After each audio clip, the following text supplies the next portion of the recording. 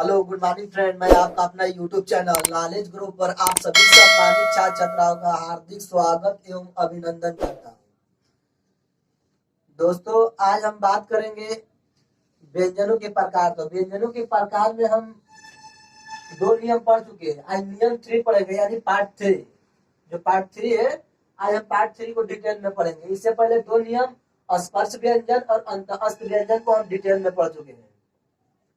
दोस्तों, ये जितने भी क्वेश्चन है, सभी क्वेश्चन यूपीएसआई और Uttar Pradesh Nepal UP triple SC और यूपी ट्रिपल एससी के एग्जाम होगा, तो उसके लिए भी अति महत्वपूर्ण क्वेश्चन है। उत्तर प्रदेश पीसीएस, उसके लिए भी अति महत्वपूर्ण क्वेश्चन है। एमपी पीसीएस, एमपीएसआई, सभी के लिए अति महत्वपूर्ण क्वेश्चन होंगे। तो दोस्तों, आइए हम बात करते हैं व्यंजनों के प्रकार। तो व्यंजन कितने प्रकार के होते हैं? तो व्यंजन जो होते हैं हमारे 5 प्रकार के होते हैं। स्पर्श व्यंजन, अंतःस्थ व्यंजन, ऊष्मीय व्यंजन, संयुक्त व्यंजन, द्विगुण व्यंजन। तो हम दो व्यंजनों को पढ़ चुके हैं, स्पर्श व्यंजन और अंतःस्थ व्यंजन को हम पढ़ चुके हैं। तो आज हम बात करने वाले हैं ऊष्मीय व्यंजन। तो ऊष्मीय व्यंजन पर आज हम बात करेंगे। ऊष्मीय व्यंजन, तो जो हमारे ऊष्मीय व्यंजन है, ऊष्मीय व्यंजन को ऊष्म व्यंजन और संघर्षीय व्यंजन, इसे ऊष्म व्यंजन और संघर्षीय व्यंजन भी कहते हैं। इसका जो परिभाषा होता है, जिन व्यंजनों के उच्चारण हवा मुख के किसी स्थान पर रगड़ खाकर निकलते हैं तथा उसमें मतलब गर्मी, मतलब जो सांस निकलता है हमारा मुंह से अंदर से, वो गर्म सांस निकलता है, पैदा करे, उन्हें हम ऊष्म व्यंजन कहते हैं या संघर्षीय व्यंजन कहते हैं। ये जो हमारे व्यंजन होते हैं 4 होते हैं। ये व्यंजनों की संख्या जो होती है वो 4 होती है। जैसे हम व्यंजन को बोलते हैं, व्यंजन को बोलते में जो हमारी आवाज मुंह से निकलती है, मतलब साय की जो आवाज निकलती है, जैसे स को हम बोलते हैं, तो हमारा आवाज जो होता है साय से उष्मा की तरह निकलता है। हम मुंह का अपना प्रयोग करें, जब हम अपना मुंह का प्रयोग करेंगे तो उसमें व्यंजन को हम पहचान सकते हैं। हमको इसे याद नहीं करना पड़ेगा, अपने मुंह का प्रयोग करके व्यंजन को हम सीख सकते हैं। जितने भी व्यंजन है, सभी व्यंजन को हम अपने मुंह का प्रयोग करके सीख सकते हैं, चाहे कोई भी व्यंजन हो। सभी व्यंजन का अलग अलग प्रकार होता है। कोई तलव्य व्यंजन होता है, कोई ओठीय व्यंजन होता है, कोई दंतीय व्यंजन होता है। सभी व्यंजन अलग अलग होता है। कोई कंठीय व्यंजन होता है। तो ये जो हमारे है ऊष्म संघर्षीय व्यंजन, इसे ऊष्म व्यंजन भी कहते हैं और संघर्षीय व्यंजन भी कहते हैं। इसे 2 नामों से जाना जाता है। एग्जाम में पूछ लेता है ऊष्मीय व्यंजन को एक और नाम किस नाम से जाना जाता है, 4 ऑप्शन दे देता है। तो ऊष्मीय व्यंजन को संघर्षीय व्यंजन के भी नाम से हम जानते हैं। तो परिभाषा क्या है? जिन व्यंजनों के उच्चारण अथवा मुख से किसी स्थान पर, मतलब मुख के किसी स्थान पर रगड़ खाकर निकले उष्मा, जो रगड़ खाकर उष्मा निकलता है, उसे हम क्या कहते हैं? ऊष्मीय व्यंजन या संघर्षीय व्यंजन। इनकी संख्या जो होती है 4 होती है। तो 4 कौन कौन से होते हैं? चारों को हम लिख लेते हैं। वो जो 4 वर्ड है, वो चारों वर्ड को हम लिख लेते हैं। वर्ड जिसे हम ऊष्मीय व्यंजन कहते हैं। तो क्या होता है? स, जो हमारा स होता है, देखो स को बोलने से क्या हो रहा है? उष्मा जो होता है मुंह का रगड़ से निकल रहा है, मतलब उष्मा निकल रहा है। जैसे हम क को बोल रहे हैं, तो क कंठ व्यंजन हो जाता है। क को बोलते हैं तो सीधा आवाज वो कंठ से बाहर निकलता है, डायरेक्ट निकल जाता है। लेकिन स को बोलने से ये जीभ जो है अब तालू सट कर रगड़ खाकर जो हवा निकल रहा है, इसे हम क्या कहते हैं? ऊष्मीय व्यंजन कहते हैं। ऊष्मीय व्यंजन। इसके बाद ये भी जो स है, ये भी ऊष्मीय व्यंजन में आता है। ऊष्मीय व्यंजन। उसके बाद ये जो स है, इसे भी हम क्या कहते हैं? ऊष्मीय व्यंजन कहते हैं। ये 4 होते हैं, यहाँ पे लिखा गया है। ऊष्मीय व्यंजन जो होते हैं या संघर्षीय व्यंजन, ये 4 होते हैं। तो ये 4 हो गए।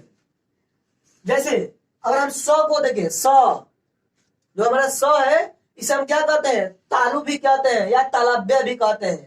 तालु, इसे हम तालु या तालव्य, इसका जो उच्चारण होता है, उच्चारण उच्चारण ये किससे होता है? तालु या तालव्य। इसे हम तालु भी कहते हैं या तालव्य भी कहते हैं। तालु या तालव्य भी कहते हैं। ये जो स होता है, ये स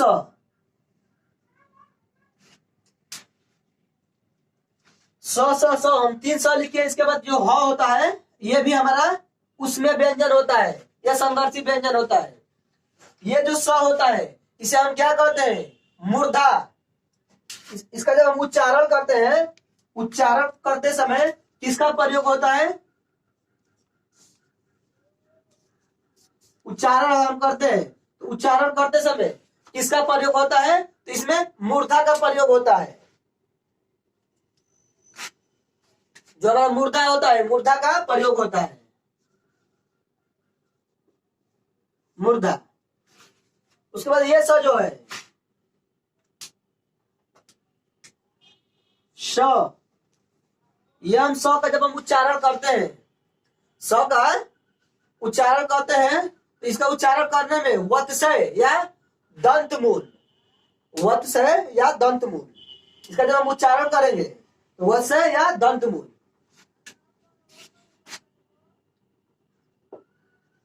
दंत मूल उच्चारण,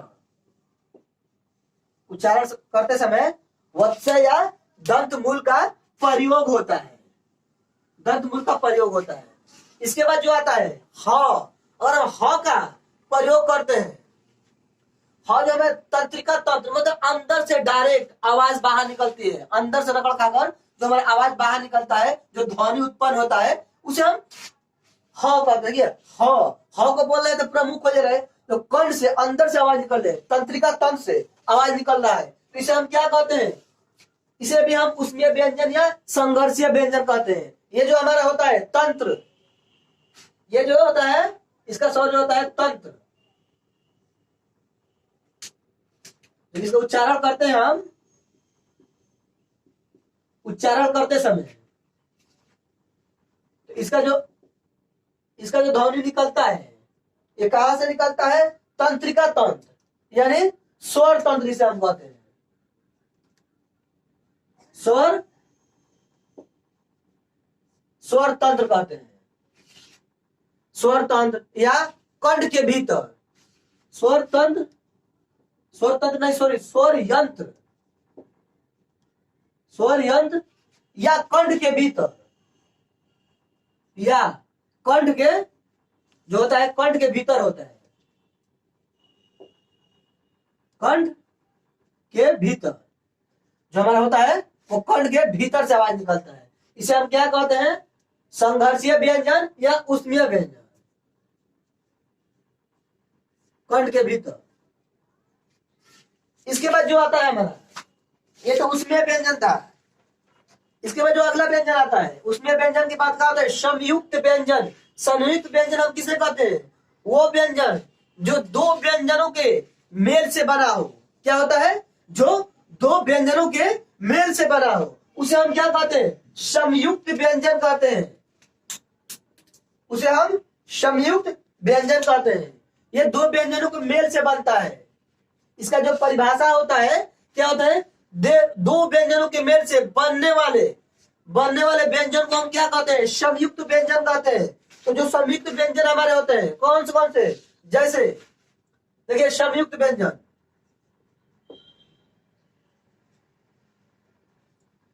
संयुक्त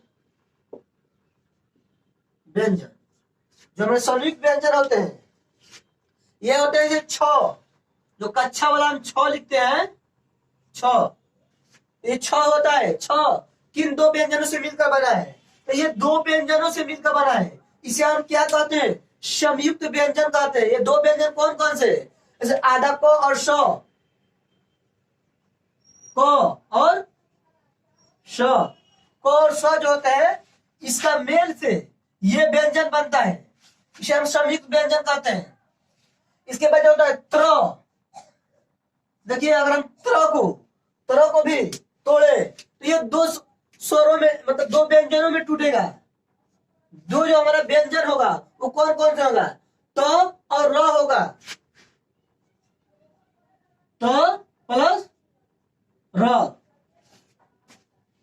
तो प्लस र, ये दो व्यंजन, इसे हम क्या कहते हैं? संयुक्त व्यंजन। संयुक्त व्यंजन का परिभाषा होता है दो व्यंजनों के मेल से बनने वाले व्यंजन को हम संयुक्त व्यंजन कहते हैं। इसके बाद जो होता है ज्ञ। ज्ञ ले लिया, स्र ले लिए, ज्ञ। अगर हम ज्ञ को लिखे, अगर यहाँ पे हम ज्ञ को लिख ले तो ज्ञ जो होता है ज और इ, ज प्लस इ मिलकर क्या होता है? ज्ञ होता है। ये ज्ञ जो बनता है दो व्यंजनों के मेल से बनता है। उसके बाद जो आता है ये जो ज्ञ हो गया, ज्ञ के बाद हम क्या करेंगे? स्र। जो श्रृंगार वाला हम स्र लिखते हैं, स्र, श्रृंगार वाला स्र मतलब आधा लिखते हैं, इसमें हम स्र जो होता है ये भी क्या होता है? दो व्यंजनों के मेल से बना है, स और र। इसमें क्या होता है? बड़ा स और र, इसके मेल से ये बड़ा होता है। तो इसे हम क्या कहते हैं? संयुक्त व्यंजन। संयुक्त व्यंजन कहते हैं दोस्तों। इसके बाद क्या होता है? द्विगुण व्यंजन। द्विगुण व्यंजन को हम अपने अगले वीडियो में पढ़ेंगे। जो हमारे द्विगुण व्यंजन है उसे हम अगले वीडियो में पढ़ेंगे। दोस्तों अगर हमारा वीडियो अच्छा लगे तो ज्यादा से ज्यादा अपने दोस्तों के पास शेयर करें और हमारे चैनल को सब्सक्राइब करें और बेल आइकन दबाना ना भूलें, ताकि जो भी हमारा वीडियो जाए हमारे दोस्तों के पास पहुंच सके। जय हिंद, जय भारत।